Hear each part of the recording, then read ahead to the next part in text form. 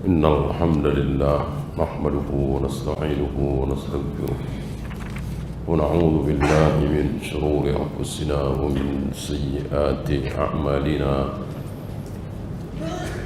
من يهده الله فلا مضل له ومن يضلل فلا هادي له أشهد أن لا إله إلا الله وحده لا شريك له وأشهد أن محمدا عبده ورسوله وبعد. Kita melanjutkan tahrif, ta'til, takyif, tamthil.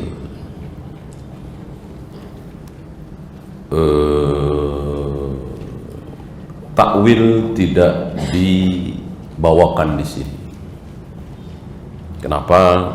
Karena takwil ada kalanya baik, takwil ada kalanya hak, ada kalanya batil. Takwil yang batil itulah apa? Takwil yang batil itulah tahrif. Jadi tahrif pasti batil. Tidak ada tahrif yang hak. Kalau takwil ada yang hak, ada yang batil. Kalau semua takwil batil, tidak mungkin ada ayat wa ma ya'lamu ta'wilahu illallah. Tidak mungkin ada yang mengetahui takwilnya kecuali Allah. Berarti takwil di situ hak. Yang diketahui oleh Allah pasti hak, tidak mungkin batil. Berarti takwil ada kalanya hak. Apa takwil yang hak? Pertama, takwil yang hak ada dua. Takwil yang hak ada dua. Pertama, arti sebenarnya itulah takwil. Maksud sebenarnya itulah takwil. Apa yang ada di awal Ali Imran tadi? Wa ma ya'lamu ta'wilahu illallah. Tidak mungkin ada yang mengetahui takwilnya kecuali Allah. Maksudnya tidak mungkin ada yang mengetahui arti sebenarnya kecuali Allah. Ini yang pertama, arti sebenarnya itulah takwil. Makna yang kedua, takwil itu apa? Yaitu tafsir. Tafsirnya apa? Gitu. Ini berdasarkan ucapan Nabi Yusuf ketika ayah ibu beliau berikut 11 saudaranya sujud kepada beliau. Mereka belum tahu kalau itu adalah Yusuf. Nah, selesai itu Nabi Yusuf mengatakan, hadza ta'wilu ru'yaya min qabl. Wahai ayah, inilah takwil mimpiku dulu. Kan sebelum mereka berpisah, sebelum Nabi Yusuf diceburkan ke sumur, Nabi Yusuf sempat bercerita kepada ayahnya bahwa inni ra'aitu ahada asyara kawkaban wasyamsa wal qamara ra'aituhum li sajidin. Aku melihat ada 11 bintang, kemudian matahari, kemudian bulan, mereka semua bersujud kepadaku. Ini takwilnya. Maksudnya, inilah tafsir mimpiku dulu. Jadi takwil yang pertama arti sebenarnya, yang kedua tafsir. Adakah yang ketiga? Tidak ada. Kalau ada itu batil. Inilah yang ada pada firqah-firqah dalal semacam Mu'tazilah, Asy'ariyah, Maturidiyah. Mereka membikin takwil yang ketiga. Apa? Tangan Allah adalah kekuasaan Allah. Ini takwil ketiga. Allah bersemayam di atas arsy. Takwilnya Allah menguasai arsy. Jadi takwil ketiga. Bukan tafsir. Bukan tafsir. Kalau tafsir kan dari Nabi. Tafsir itu sudah selesai belum di zaman Nabi? Ketika Nabi sudah wafat, ilmu tafsir sudah selesai belum? Ya sudah sempurna. Mana mungkin ada tafsir baru muncul setelah Nabi wafat, setelah para sahabat wafat? Ya tidak mungkin. Kalau Allah bersemayam di atas arsy itu tafsirnya, takwilnya Allah menguasai arsy, tentu sudah ada di zaman Nabi, sudah beredar di kalangan para sahabat bahwa Allah menguasai arsy. Tidak ada kalimat, tidak ada pernyataan, tidak ada kata-kata Allah menguasai arsy. Yang ada Allah istiwa alal arsy. Di zaman Rasul dan para sahabat baru belakangan Allah bersemayam di atas arsy ditakwil menjadi Allah menguasai arsy. Apa berarti Allah tidak menguasai langit, tidak menguasai bumi, tidak menguasai laut? Tentu mereka akan mengatakan ya menguasai juga. Lalu apa perlunya mengatakan Allah menguasai arsy? Ya katakan saja Allah menguasai segala sesuatu. Innallaha ala kulli syai'in qadir. Begitu saja. Ya. Kita awali dengan tahrif. Sekali lagi, tahrif adalah takwil yang batil, atau istilah tadi takwil yang ketiga. Adapun takwil yang pertama hak, takwil yang kedua hak, takwil yang ketiga itulah batil dan disebut oleh para ulama tahrif. Kalau bahasa kita dirubah-rubah, merubah-rubah. Kalau takwil menafsirkan kan masih ada baiknya, ada yang hak. Kalau merubah-rubah kan tidak ada. Kesannya itu udah buruk, merubah-rubah. Dia merubah-rubah, kesannya buruk kan? Oleh karena itu beliau menyarankan jangan menggunakan kata takwil, tapi pergunakanlah kata tahrif untuk mereka.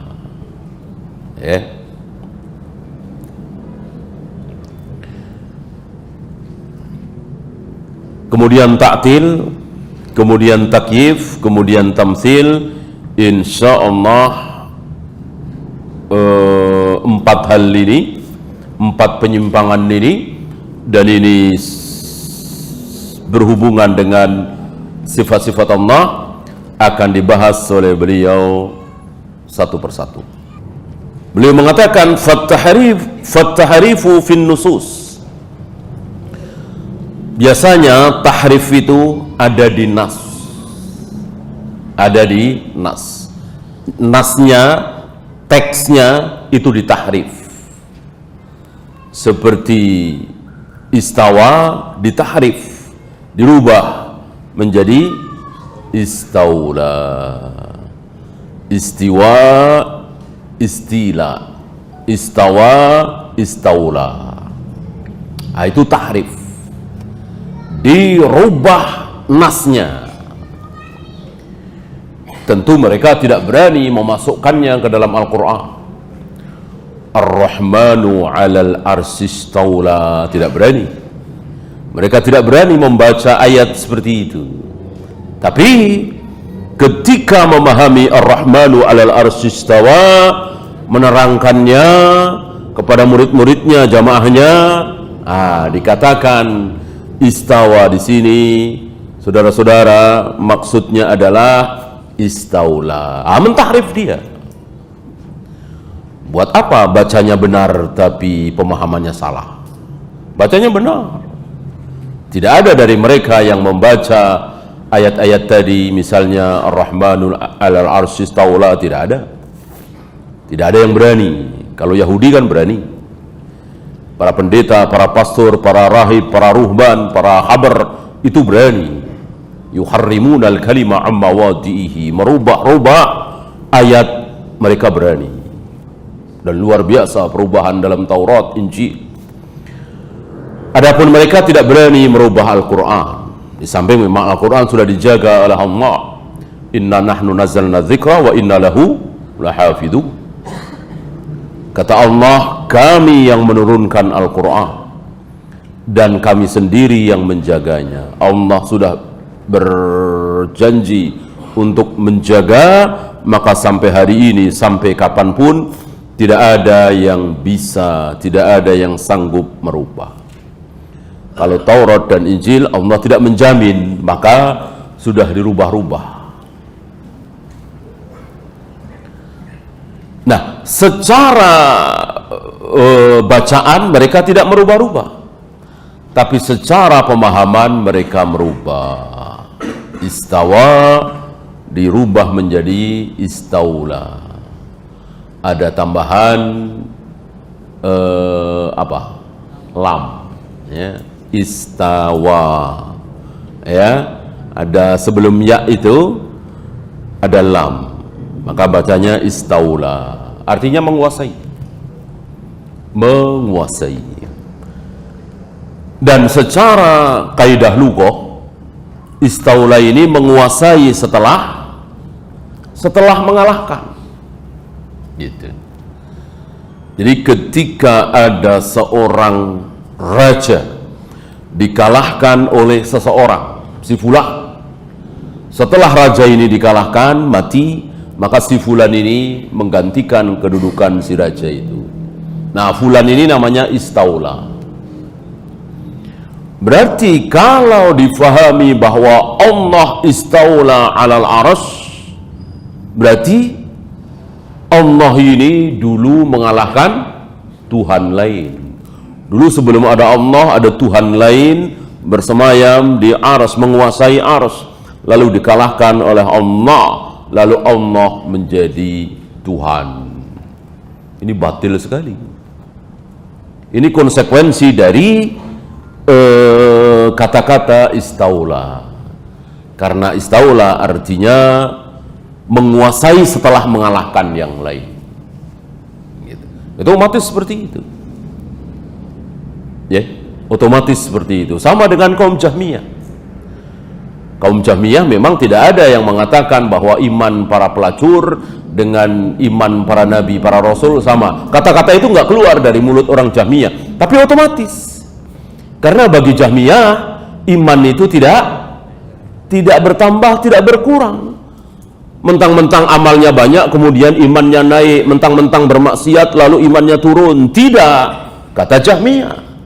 Ya berarti menurut mereka, imannya para nabi, para rasul yang amalnya luar biasa, dengan imannya para pelacur, para penjahat, para penjudi, yang penting dia muslim, yang penting dia percaya kepada Allah dan hari akhir, siksa kubur, surga neraka, sama. Walaupun mereka tidak mengatakan imannya para nabi, para rasul, imannya Jibril sama dengan imannya para penjahat, para pelacur, para penjudi, otomatis, ya, sama dengan ini, gitu. Mereka tentu tidak mengatakan bahwa Allah mengalahkan Tuhan lain. Sebelum Allah pernah ada Tuhan lain. Tapi dengan mengatakan istawa artinya istaula, ya otomatis. Ya, atau kalau tidak, mereka tidak tahu istaula itu apa, gitu. Kemudian wa ta'tilu fil mu'taqid. Adapun ta'til ini masalah i'tiqad, keyakinan. Dalam masalah keyakinan, meyakini bahwa Allah tidak punya tangan, Allah tidak punya wajah, Allah tidak bersemayam di atas arsy, Allah tidak pernah turun ke dunia setiap sepertiga malam. Allah tidak. Di mana? Di keyakinan mereka. Adapun di ayat, di hadis, mereka tetap baca. Ya, mereka tidak berani menolak ayat. Wa kullu syai'in halikun illa wajhahu wa aynama tuwallu fasamma wajhullah. Dimanakah pun kalian menghadap, maksudnya menghadap ketika sholat, disitulah wajah Allah. Maka kapanpun kita sholat, kemanapun kita sholat, mau menghadap barat, timur, utara, selatan, yang penting menghadap ke arah Ka'bah, di depan wajah gitulah ada ada wajah Allah. Kata siapa? Kata Nabi SAW. Apa mereka berani menolak ayat ini, hadis ini? Tidak berani. Tidak berani. Ya. Yang mereka berani lakukan adalah tidak ada secara i'tiqad. Ya, mereka tidak berani nyoret-nyoret itu. Kan banyak sekali. Wajah Allah, tangan kanan Allah kan bertebaran di ayat dan hadis. Mereka tidak berani menolak ayat itu. Yang mereka lakukan adalah menghilangkan secara i'tiqad, secara keyakinan. Ini seolah-olah Allah itu tidak serius, ya. Allah itu main-main. Buktinya apa? Tidak punya tangan, tapi bilang, aku menciptakan Adam dengan kedua tanganku. Tidak punya tangan kanan, tetapi Allah bilang, aku akan menggulung langit dengan tangan kananku. Tidak punya tangan, tapi Allah bilang, kedua tanganku terbentang. Ya. Masih mending Yahudi.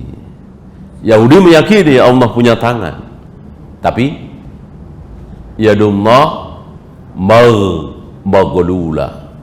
Tangan Allah itu tidak terbentang, tapi terbelenggu.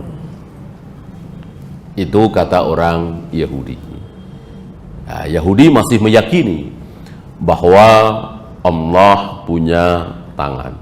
Mu'tazilah, Jahmiyah tidak meyakini. Asy'ariyah, Maturidiyah meyakini, tapi ditakwil tadi. Atau setidaknya mereka mentafwid. Ya, nanti ada tambahan satu lagi tafwidnya. Apakah Allah punya tangan? Iya, kata Asy'ariyah, Maturidiyah. Tapi tangan yang dimaksud adalah kekuasaan. Nah, itu dia takwil. Salaf, ahlu sunnah, Rasul dan para sahabat tidak ada. Tidak ada satupun sahabat yang mengatakan bahwa tangan Allah adalah kekuasaan Allah. Tidak ada. Satupun tidak ada. Atau sebagian mereka tafwid. Nanti akan dibahas lebih lanjut tentang tafwid, yaitu menyerahkan apa artinya. Bukan apa hakikatnya, ya. Apa artinya. Diserahkan kepada Allah, artinya mereka mengatakan wallahu a'lam. Apakah Allah punya tangan? Mereka jawab, punya. Kan ayatnya jelas, hadisnya jelas. Tapi, mereka mengatakan, tapi tangan yang dimaksud bukan tangan menurut bahasa kita sehari-hari. Bahasa kita sehari-hari, tangan itu apa kan kita tahu. Tangan kita dua. Tangan kita pakai untuk mengambil sesuatu, itulah tangan. Nah, tangan Allah itu bukan tangan menurut pemahaman kita. Bukan tangan menurut bahasa kita. Loh, lalu apa? Jawabnya, wallahu a'lam. Gitu. Apakah Allah punya wajah? Punya. Kata mereka punya, ayatnya jelas, hadisnya jelas. Tapi, ada tapinya. Tapi wajah yang dimaksud bukan wajah menurut bahasa kita sehari-hari. Ya. Bahasa kita sehari-hari kan kita tahu wajah itu apa, nggak perlu diterangkan. Nah, wajah Allah bukan wajah menurut bahasa kita sehari-hari. Lalu apa? Wallahu a'lam. Gitu. Apakah Allah punya jari? Punya, kan hadisnya jelas. Bahwa hati manusia ada di mana? Ada di antara dua jari Allah. Dibolak-balikkan oleh Allah, terserah Allah. Maka saat Allah balikkan ke arah yang baik, maka tiba-tiba kita berkeinginan melakukan kebaikan. Ketika dibalikkan ke arah yang buruk, tiba-tiba kita berkeinginan untuk melakukan keburukan. Maka Nabi ajarkan kepada kita untuk memohon kepada Allah supaya ditetapkan dalam agama, dalam ketaatan. Ya muqallibal qulub, tsabbit qalbi ala dinik. Wahai zat yang membolak-balikkan hati, Tetapkanlah hatiku selalu berada dalam agamamu, selalu taat kepadamu. Karena hati kita dibolak-balikkan oleh dua jari Allah. Berarti Allah punya jari? Iya. Tapi jari yang dimaksud bukan jari menurut bahasa kita sehari-hari. Lalu apa? Wallahu a'lam. Semuanya ketika ini maksudnya wallahu a'lam, wallahu a'lam. Ya. Jadi pendengaran Allah, telapak kaki Allah, jari Allah, wajah Allah, tangan Allah, itu wallahu a'lam maksudnya, gitu loh. Bukan tangan, wajah, jari menurut bahasa kita sehari-hari, tapi wallahu a'lam. Betulkah keyakinan ini? Salah besar. Salah, kelihatannya seperti benar, menyerahkan kepada Allah. Kalau yang diserahkan itu hakikatnya, tangannya seperti apa, wajahnya seperti apa, penglihatannya seperti apa, jarinya seperti apa, betul sekali. Tapi tangan itu apa kok wallahu a'lam? Masa tangan wallahu a'lam? Emang kita nggak tahu tangan itu apa? Masa tangan wallahu a'lam? Tangan ya tangan, wajah ya wajah, jari ya jari. Masa bilang wallahu a'lam? Ya, yang wallahu a'lam itu tangannya seperti apa, wajahnya sebesar apa, jarinya sepanjang apa, dan seterusnya dan seterusnya, itu wallahu a'lam. Tapi kalau jari itu apa, masuk wallahu a'lam. Kalau semuanya wallahu a'lam, tentu tidak ada bedanya. Ya, Allah akan menggulung langit dengan tangan kanannya, atau Allah akan menggulung langit dengan jarinya. Apa bedanya kalau semuanya wallahu a'lam? Ya, nah, tentu nggak ada bedanya. Allah menciptakan Adam dengan kedua tangannya, atau Allah menciptakan Adam dengan kedua telapak kakinya, nggak ada bedanya. Orang semuanya wallahu a'lam. Nah, maka itu salah. Tafwid itu salah. Sebagian orang salah faham, dikiranya tafwid itu benar. Tafwid salah, keliru besar. Dan ini akan diserang oleh ahlu ta'wil. Orang yang ahlu tafwid akan diserang, akan dikalahkan oleh ahlu ta'wil. Seperti Asy'ariyah, Mu'tazilah, ahlu ta'wil. Apa? Anda tidak tahu kan? Tangan Allah itu maksudnya apa? Wallahu a'lam kan? Ya kan? Iya. Anda nggak tahu, kami tahu. Tangan Allah yang dimaksud kekuasaan. Nah, kalah dia. Ya kan? Anda tidak tahu kan? Kalau wajah Allah itu maksudnya apa? Karena semuanya wallahu a'lam. Kami yang tahu. Wajah Allah adalah ridha Allah misalnya. Maka ahlu tafwid akan dikalahkan oleh ahlu ta'wil. Maka sekali lagi, tafwid itu salah. Tafwid itu batil. Kalau di nama, kalau di bahasa, kalau di hakikat, iya betul sekali. Tangan Allah seperti apa? Wallahu a'lam. Wajah Allah seperti apa? Wallahu a'lam. Allah turun ke langit dunia seperti apa? Wallahu a'lam. Betul sekali. Tapi kalau turun itu apa? Wajah itu apa? Tangan itu apa? Masa wallahu a'lam?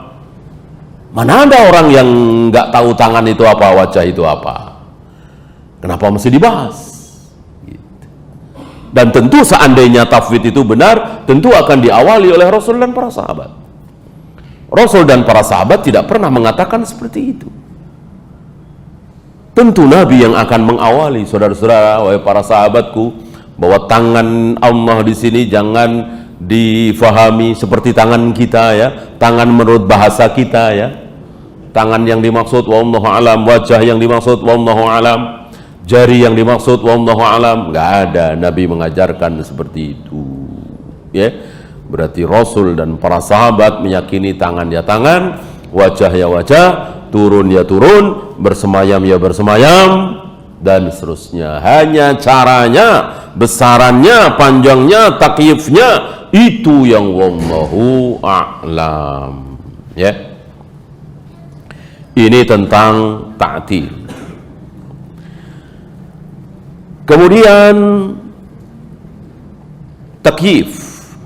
Tadi sedikit kita tafwid ya. Ini ta'til, saya ulangi, meniadakan. Masih ingat siapa yang terkenal mentaktil? Yang hampir seluruh, bukan hampir, mungkin semua sifat Allah ditaktil semua. Ditaktil artinya ditiadakan. Siapa mereka? Jahmiyah. Jahmiyah diawali oleh Jahm bin Safwan, diikuti oleh Ja'ad bin Dirham, Bishr bin Giyas al-Marisi, Ma'bad al-Juhani, dan seterusnya. Mereka mentaktil, ya, meniadakan seluruh sifat Allah. Apakah Allah bersemayam di atas arsy? Tidak. Apakah Allah turun ke langit dunia? Tidak. Allah punya wajah? Tidak. Allah punya tangan? Tidak. Tidak semua. Maka kaum Jahmiyah sudah dikafirkan oleh para ulama Ahlus Sunnah. Kufur mereka. Termasuk Ja'ad bin Dirham bahkan disembelih.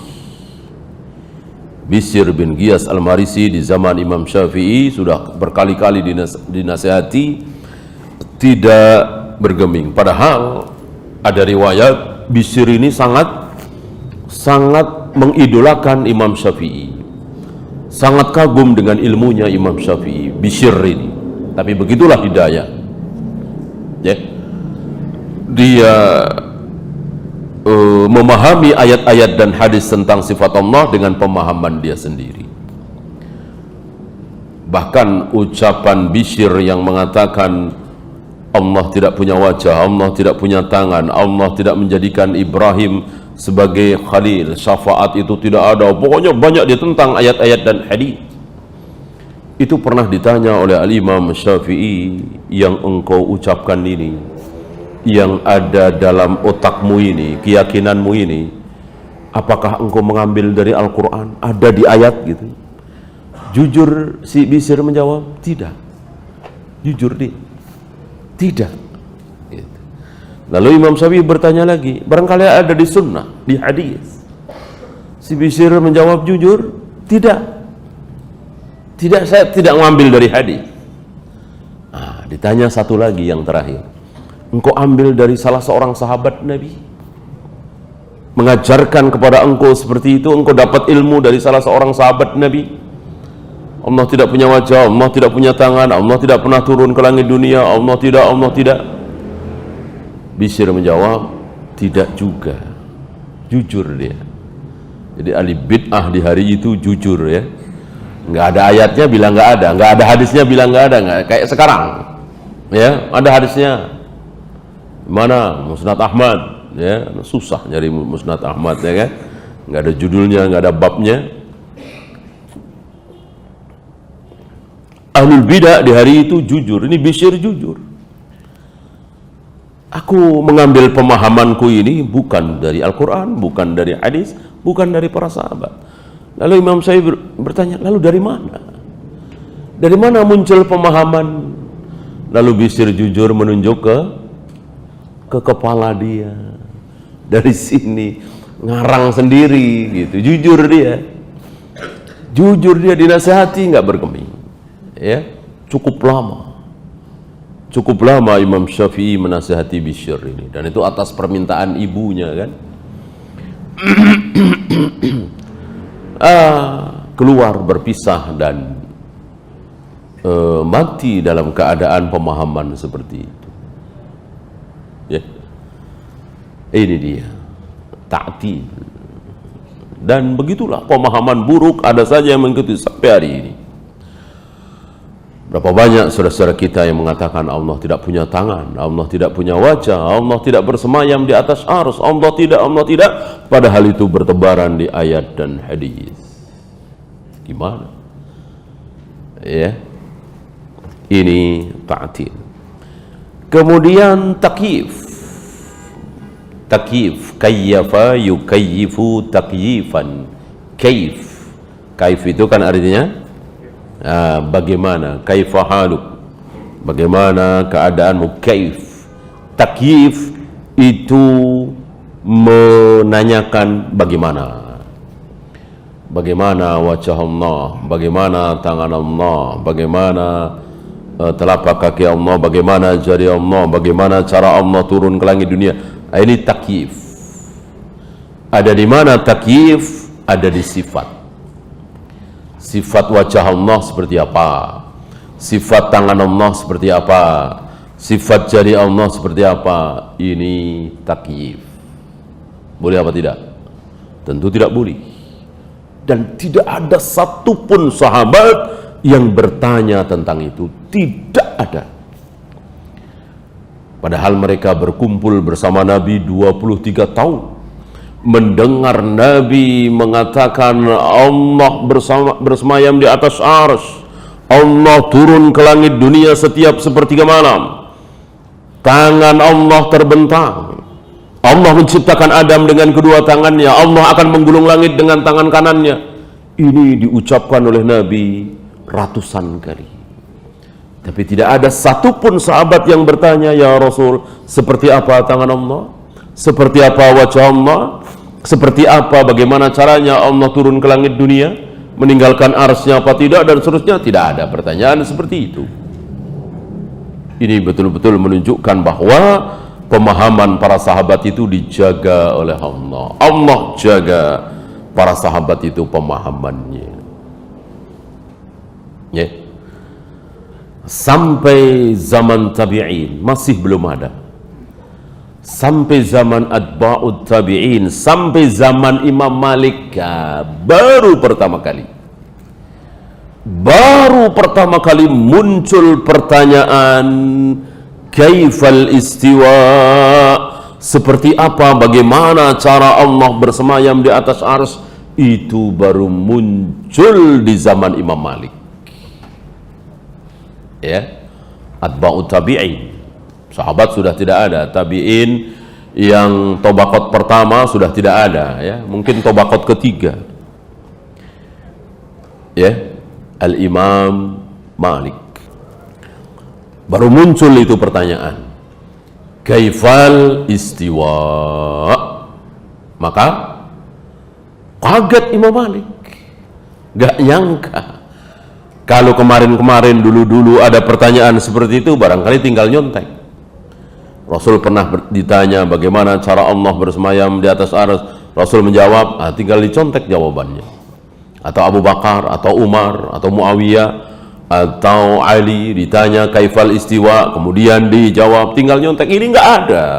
Ini orang pertama di dalam Islam yang bertanya seperti apa cara Allah bersemayam di atas arsy. Bingung Imam Malik mau jawab apa, karena sifat ulama adalah tidak ngarang. Sifat ulama itu tidak ngarang. Ulama itu lebih baik menukil dari ulama sebelumnya daripada beristihad sendiri, bahwa mereka punya hak untuk istihad dalam beberapa permasalahan yang bukan akidah, yang bukan ibadah mahdha, tetapi mereka sangat berhati-hati. Itulah para ulama. Ya.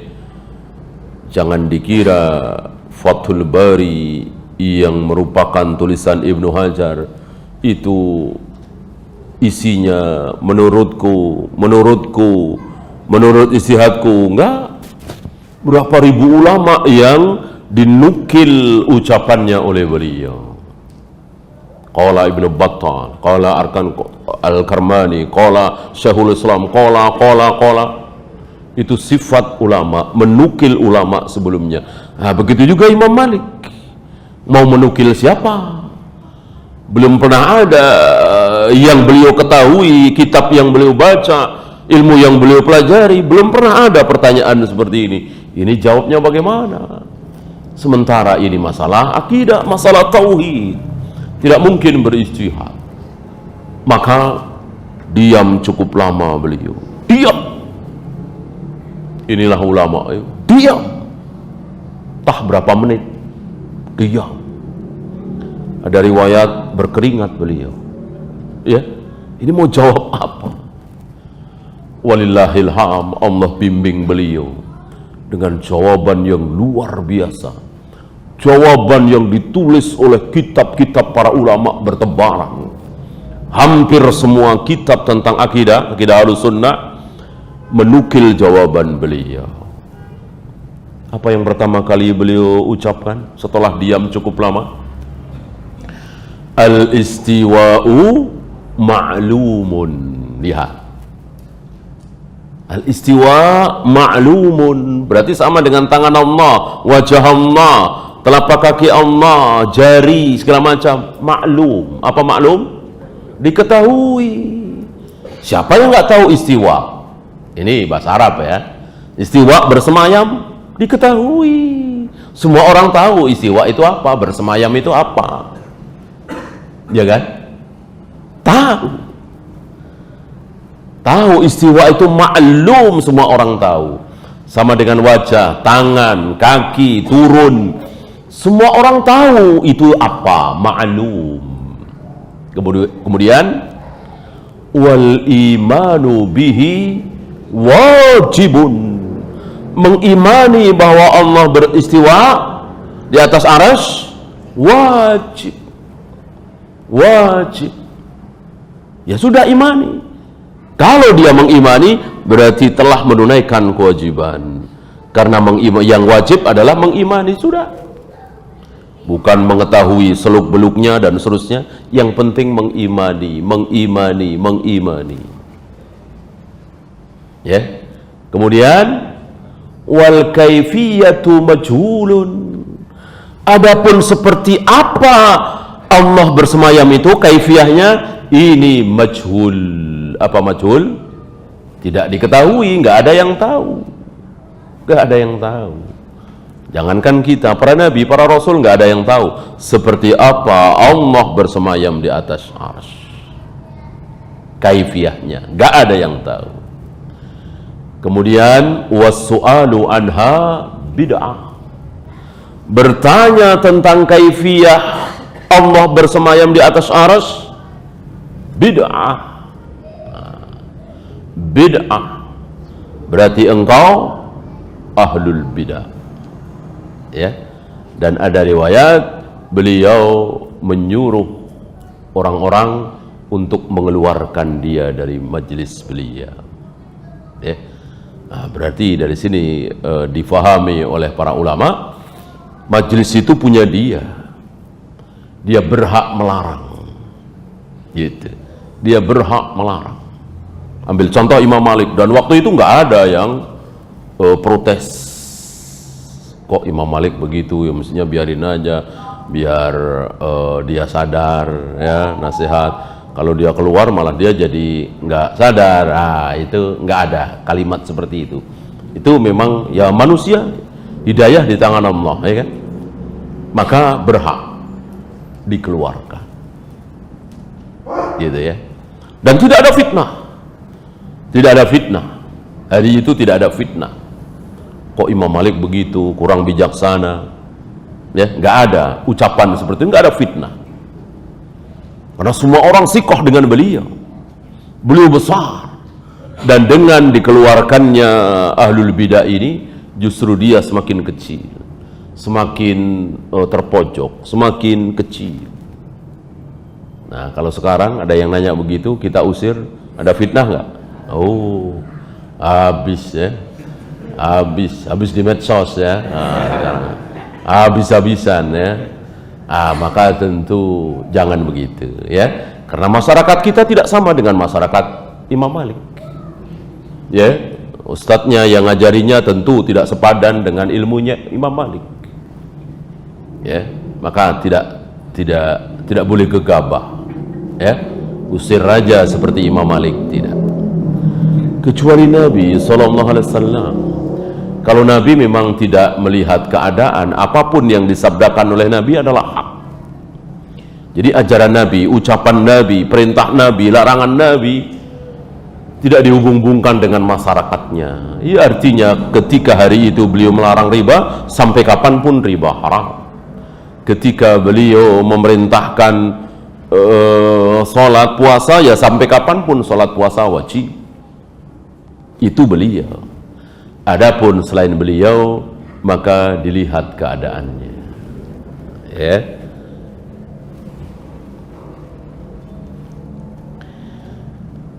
Kemudian at-tamtsil. At-tamtsil sama dalam sifat.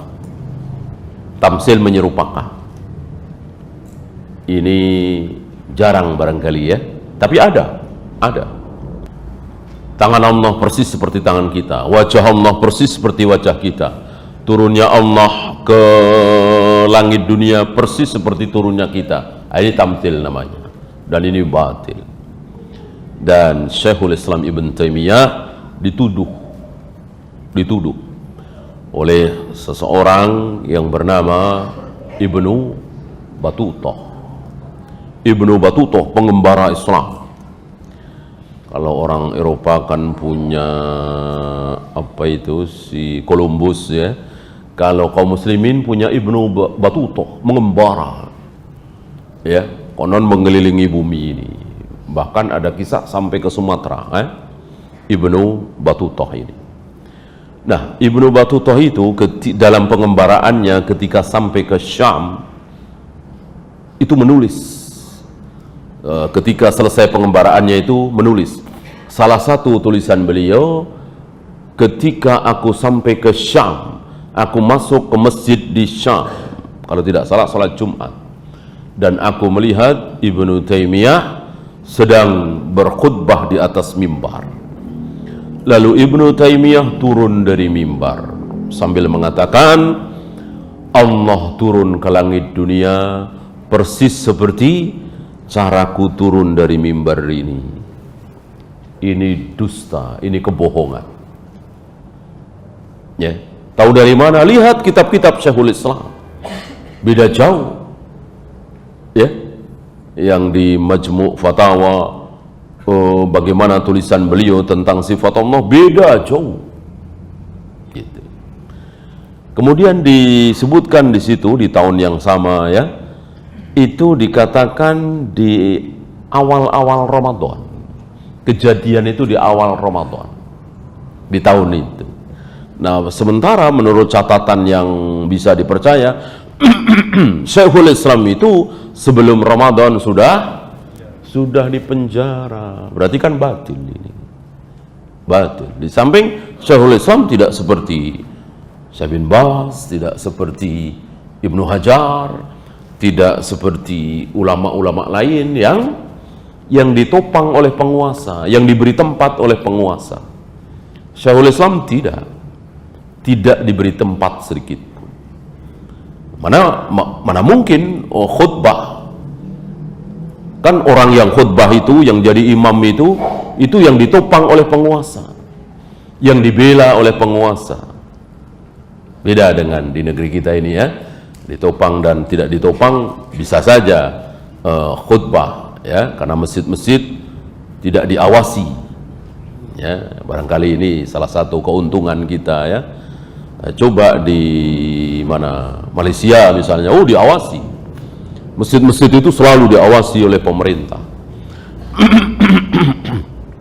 Ya, termasuk sama dengan di Saudi, diawasi gitu, nggak sembarangan. Nah, termasuk di zaman Syekhul Islam diawasi.